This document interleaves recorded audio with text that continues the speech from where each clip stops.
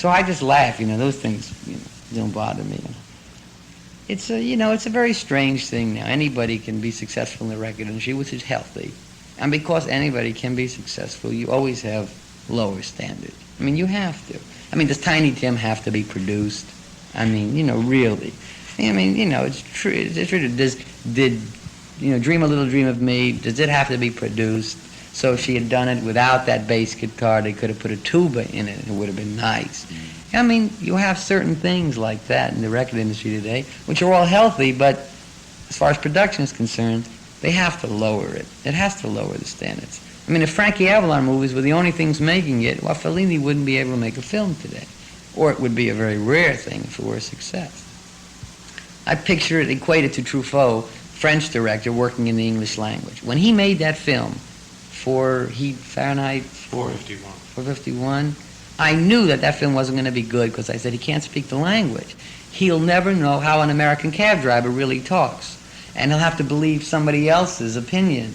And he'll have to take things like what the Central Park really looked like and what would an American really do under those circumstances, because he doesn't know the colloquialisms. And he came out about a month ago in an article, one of the papers, saying that was the worst film I ever made because I couldn't relate in that language.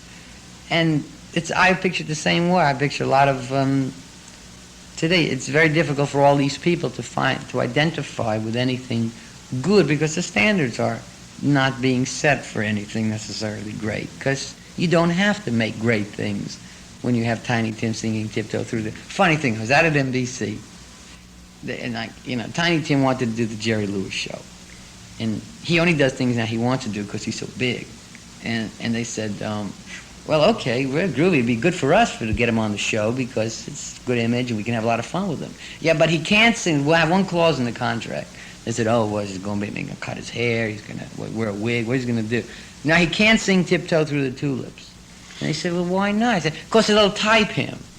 It'll type him? What kind of nonsense is that? What else can he be, except, were you planning an acting career with him?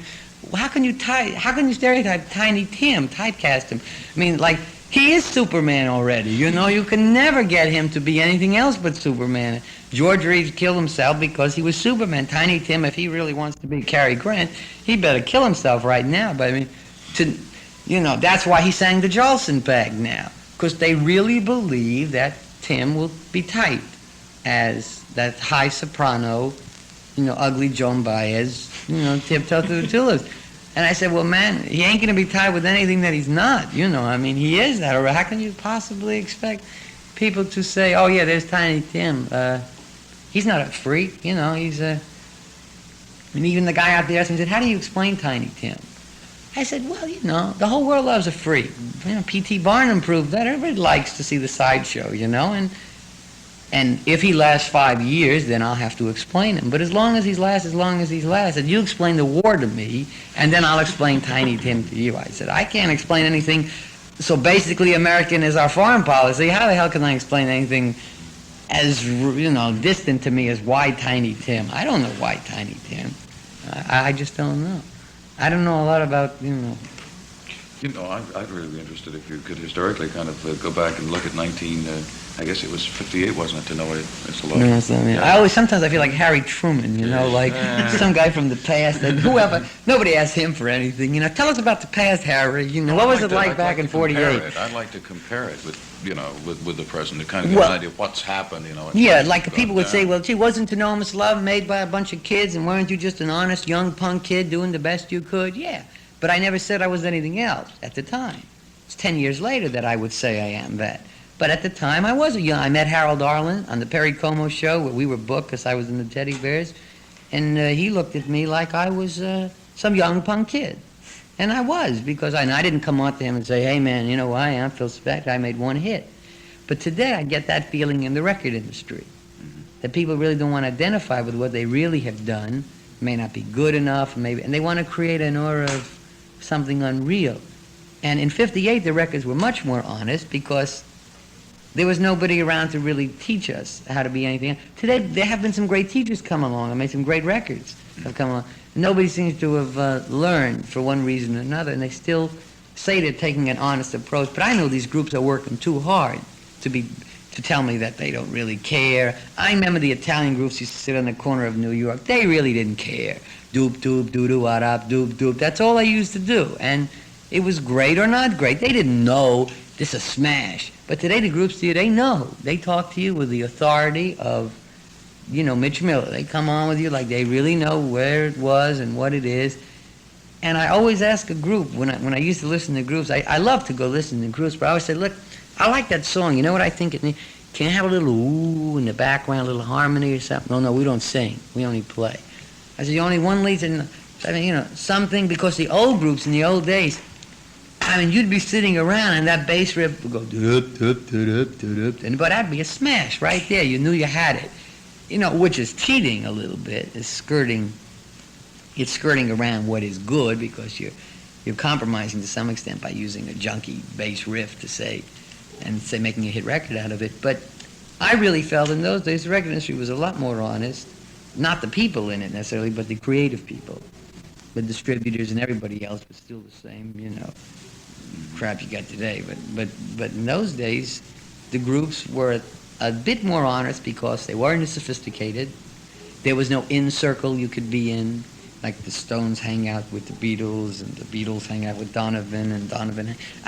That sophistication didn't exist in the old days. If anything, there were gang wars between the groups. There was no really communication, and the hops were bad. Nobody wanted to do them, and they were mouthed, and the record would skip during your lip sync, and it was really embarrassing. And Dick Clark was the king, and you just had to lip sync his show, and it was all right, and things were a lot easier. So honesty was, if everything was honest in this country, there'd be no reason to steal.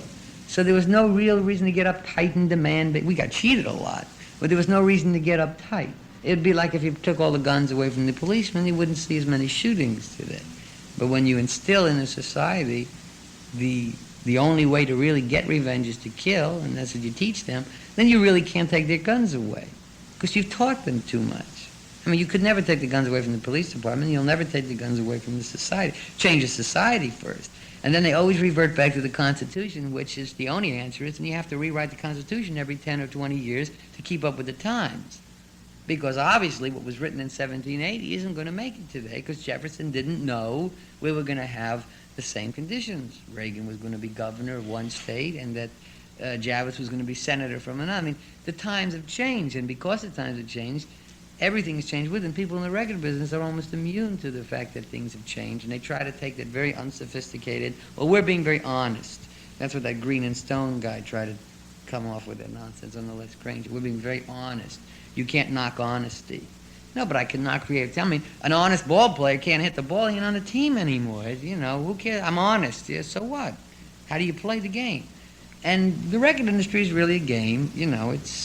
It's turned into that, and everybody's making a lot of bread, and everybody's very happy, and there's a lot of chances for everybody today. But because of that, like if the war wasn't on today, there would be, steel companies would be very uptight about, what they're going to sell things to. So if everybody was very creative in the record industry and only the best were making it, it wouldn't be natural. But I have to judge things by my standards. I don't expect people to live by my standards because I don't want to live by theirs. But if somebody says, what's your opinion of, or what do you think about, I have to tell you, my opinion. And I felt that the Elvis Presley of 10 years ago on record was much better than the Elvis Presley of today. Yet the Elvis Presley singing today is much better than the Elvis Presley who sang. Now, there's a reason for that. I don't know why. While the Beatles records are well produced, they've really never done anything outstanding production-wise other than electronically. They have never really made a great produced record because they don't have to. They've made well-produced records, and I like their records, but they don't have to go into that step further.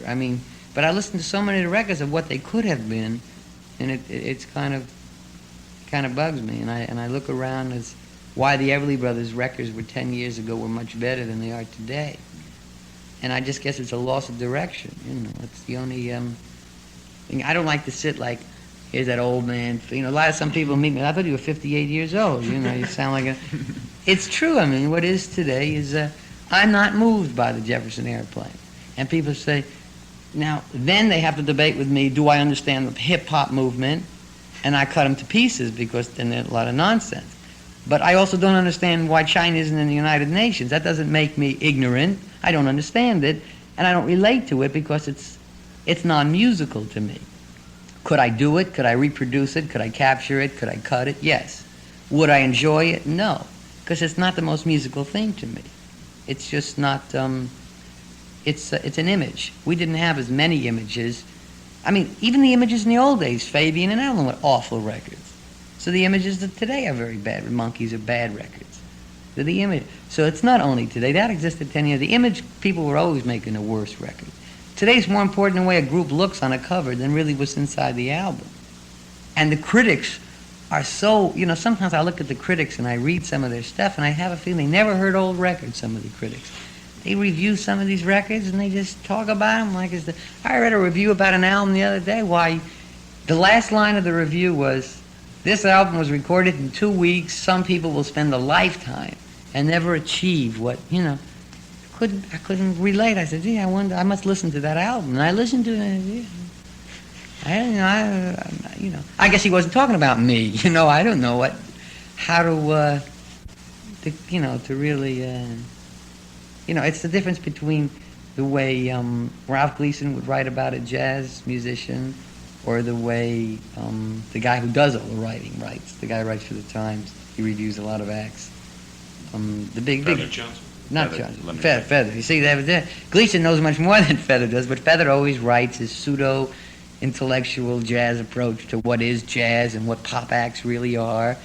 And Gleason writes for the Chronicle and stars up there and doesn't really do anything. And people wonder why, And yet Hentoff, Feather, becomes the authority, And that's what's really happening in the pop field, This whole great thing about all the critics latch on to, these are the same critics who, the same comedy critics who destroyed Lenny Bruce. He's not funny anymore. It's the same people now are reviewing records. They know what's great and what isn't great. They know what's funny and what isn't funny. And you have all that nonsense. So if you